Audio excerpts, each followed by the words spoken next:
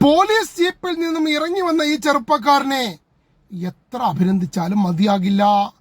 കാരണം വീട്ടിലിരുന്ന് പണം സമ്പാദിക്കാം എന്ന് വിചാരിച്ച് കുറെ ആളുകളെ നൈസായി കബളിപ്പിച്ചു.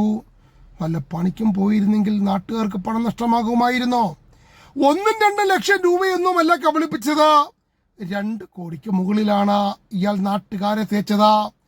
പാലക്കാട് തത്തമംഗലം സ്വദേശി പേര് സിയ ഉൽ ഹക്ക് ഓഹരി വിപണിയിൽ പണം നിക്ഷേപിച്ച് ഇരട്ടിയാക്കാം എന്ന മോഹനസുന്ദര വാഗ്ദാനം നൽകിയാണ് സിയ ഉൽ ഹക്ക് നാട്ടുകാരെ കബളിപ്പിച്ചത്. ആദ്യകാലങ്ങളിൽ നിക്ഷേപിച്ചതിന്റെ ഇരട്ടി ദിവസവും നൽകി. ഇതുകൊണ്ട് കൂടുതൽ ആളുകൾ ഓഹരി വിപണിയിലേക്ക് കുതിച്ചെത്തി. ഓഹരി വിപണി വൻ തകർച്ച നേരിട്ടെങ്കിലും സിയ ഉൽ ഹക്കിന് നിക്ഷേപകർക്ക് ഒരു നഷ്ടവും ഉണ്ടായില്ല. ലാഭവിഹിതം കൃത്യമായി നൽകി. നാട്ടുകാരുടെ പണം നാട്ടുകാർക്ക് കൊടുക്കുന്നതിന് GST ഒന്നും അടയ്ക്കണ്ടല്ലോ. ചുരുക്കി പറഞ്ഞാൽ 2 വർഷം കൊണ്ട് ഓഹരി വിപണി സ്വപ്നം കണ്ടവർ എല്ലാം വഴിയാധാരമായി. ഇത് ചുരുക്കം. ഈ പണമെല്ലാം എന്ത് ചെയ്തു എന്ന് ചോദിച്ചാൽ അതിനും ഉത്തരമല്ല. ഒരുപക്ഷെ അംബാനിക്ക് പോലും ഇത്രയധികം ചിലവുണ്ടാകില്ല.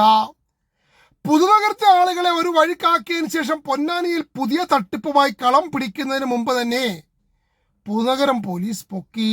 ഇനി പൊന്നാനിക്കാർ എങ്ങനെ രക്ഷപ്പെടുമോ എന്തോ.